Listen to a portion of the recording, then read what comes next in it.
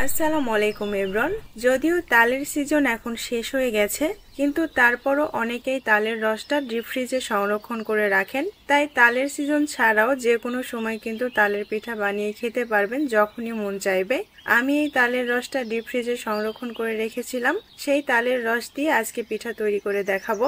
তালের পিঠা বলতে সবার প্রথমে যে পিঠার কথা মাথায় আসে সেটা হচ্ছে তালের বড়া পিঠা। প্রতিবার তালের বড়া পিঠা তৈরি না করে ভিন্নভাবে তালের পিঠা তৈরি করে আপনার প্রিয়জনকে সার্ভ করতে পারেন। আশা করছি এই পিঠা খাবার পর সবাই আপনার প্রশংসা করতে বাধ্য হবে। তালের এই পিঠা তৈরি করার জন্য প্রথমে পিঠার ভেতরের পুরটা রেডি করে নিব। এখানে আমি নারকেল কুড়া নিয়েছি 1 কাপের মতো, খেজুর গুড় নিয়ে নিচ্ছি 1/2 কাপের মতো, মিষ্টি আপনাদের পছন্দ মতো ব্যবহার করবেন। 2টা সাদা এলাচ দিয়ে দিচ্ছি, এলাচের মুখটা অবশ্যই ফাটিয়ে দিবেন, তাহলে এলাচের ফ্লেভারটা বেরিয়ে আসবে। 2 টুকরা দারুচিনি দিয়ে দিচ্ছি, একটা তেজপাতা দিয়ে দিচ্ছি। এখন চুলার জালটা একদম মিডিয়াম টু লোতে রেখে নাড়াচাড়া করতে থাকবো খেজুর গুড়টা গলে যাওয়া পর্যন্ত। চুলার জালটা কমিয়ে নাড়াচাড়া করতে করতে কিন্তু গুড়টা গলে যাবে। এখানে এক্সট্রা ভাবে কোনো পানি ব্যবহার করার প্রয়োজন নেই, তবে আপনারা যদি চান তাহলে সামান্য একটু পানিও ব্যবহার করতে পারেন, তবে আমি পানি ব্যবহার করব না। এই খেজুর গুড়টা গলে গেলে এখান থেকেই পানি বের হবে, আর দেখতেই পাচ্ছেন এটা কিন্তু একটু পানি পানি আছে। এখন এই পানিটা টেনে যাওয়া পর্যন্ত জাল করতে থাকবো।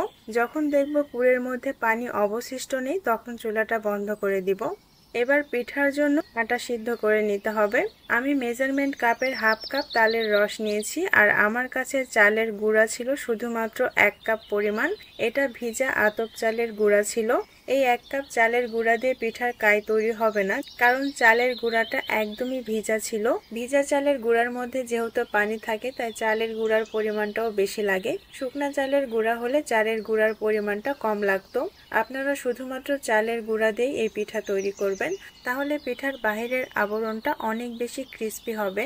আমার কাছে যেহেতু 1 কাপই চালের গুঁড়া ছিল, আর এই পিঠাটা খাবার জন্য আমার এত পরিমাণ ক্রেভিংস হচ্ছিল, তাই আমি 1 কাপ চালের গুঁড়া দিয়ে পিঠা তৈরি করতে নেমে পড়েছি। পরে যদি চালের গুঁড়ার পরিমাণটা কম পড়ে তাহলে আমি ময়দা ব্যবহার করব।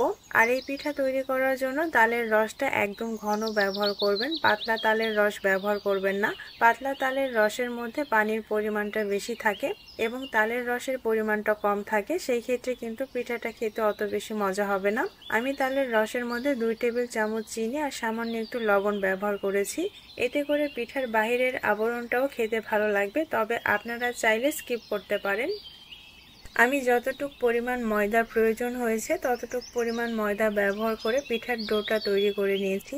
এখন এই পিঠার ডোটা গরম গরম থাকা অবস্থাতেই মথে নিতে হবে। গরম গরম থাকা অবস্থাতে পিঠার ডো মথে নিলে পিঠার ডোটা অনেক বেশি স্মুথ হয়, এর মধ্যে কোনো গুটি গুটি ভাব থাকে না। পিঠার ডোটা মথে নেওয়ার পর পিঠা তৈরি করার জন্য সামান্য একটু সিদ্ধ আটা এখান থেকে নিয়ে নিচ্ছি, আর বাকি পিঠার ডোটা আমি ঢেকে রেখে দিব। এতে করে পিঠার ডোটা উপর থেকে ড্রাই হয়ে যাবে না, আর পিঠার ডোটা অনেক বেশি সফটও থাকবে আর গরমও থাকবে।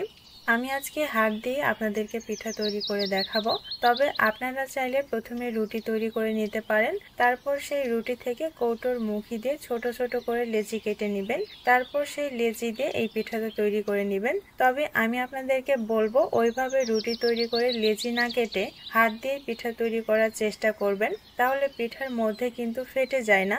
যদি আপনি রুটি তৈরি করে সেখান থেকে চই কেটে পিঠা তৈরি করেন, সেই পিঠাগুলো তৈরি করার জন্য যখনই কিন্তু ভাঁজ দিবেন মাঝখান থেকে ফেটে যায়। এমনটা হবার কারণ হচ্ছে আপনি যখন রুটি তৈরি করে সেখান থেকে চই কাটছেন সেটা কিন্তু একদম সমান অবস্থায় থাকে। যখন আপনি সমান জিনিসকে মাঝখান থেকে ভাঁজ দিবেন তখন কিন্তু মাঝ বরাবর ফেটে যাওয়াটাই স্বাভাবিক। তাই আমার মতো প্রথমে এরকম বাটি তৈরি করে নেবেন। এভাবে বাটি তৈরি করে নিলে অটোমেটিক কিন্তু ভিতরে একটা বাটির মতো শেপ চলে আসে, যার জন্য যখন আপনি পিঠাতে ভাঁজ দিবেন তখন কিন্তু মাঝখান দিয়ে আর ফেটে যাওয়ার কোনো সম্ভাবনা থাকে না। যাদের মাঝ বরাবর পিঠা ভেঙে যায় তারা এইভাবে তৈরি করবেন, দেখবেন পিঠার মাঝখানে আর কখনোই ভাঙবে না। আপনাদের সাথে কথা বলতে বলতে আমি পিঠাটা তৈরি করে নিয়েছি। সবগুলো পিঠা তৈরি করে নেওয়ার পর পিঠাগুলোকে ভাজার জন্য চুলায় কড়াই বসিয়ে পর্যাপ্ত পরিমাণে তেল দিয়ে দিচ্ছি। তেলটা যখন গরম হয়ে আসবে তখন আমি পিঠাগুলো তেলের মধ্যে ছেড়ে সুন্দর একটা কালার আসা পর্যন্ত এপিট ওপিট উল্টিয়ে পাল্টে ভেজে নিব। নর্মালি আমরা যেভাবে ভাজা পুলি পিঠা তৈরি করি এই পিঠাটাও ঠিক সেভাবেই তৈরি করেছি। শুধুমাত্র চালের গুঁড়াটা সিদ্ধ করার সময় পানির পরিবর্তে তালের রসটা ব্যবহার করেছি। তবে পানির মধ্যে চালের গুঁড়া সিদ্ধ করার সময় পানি এবং চালের গুঁড়ার যে মেজারমেন্ট থাকে তার থেকে তালের রসের মধ্যে চালের গুঁড়াটা সিদ্ধ করার জন্য আমার কাছে মনে হয়েছে চালের গুঁড়ার পরিমাণটা একটু বেশিই লাগে। কারণ তালের রসের মধ্যে চালের গুঁড়াটা সিদ্ধ করার পর মনে হবে আপনার পিঠার ডোটা পারফেক্টভাবে তৈরি হয়েছে, কিন্তু তারপর যখন আপনি এটা মথতে যাবেন তখন অনেকটাই নরম মনে হবে।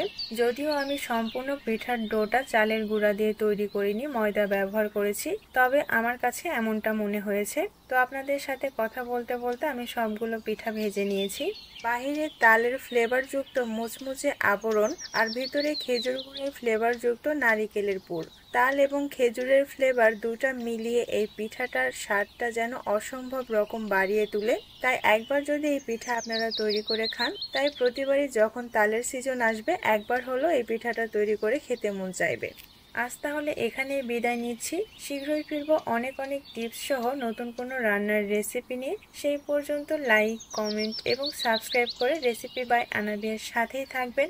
নতুন ভিডিওর আপডেট পেতে পাশে থাকা বেল বাটনটি ক্লিক করে রাখবেন। দেখা হবে পরের ভিডিওতে। আল্লাহ হাফেজ।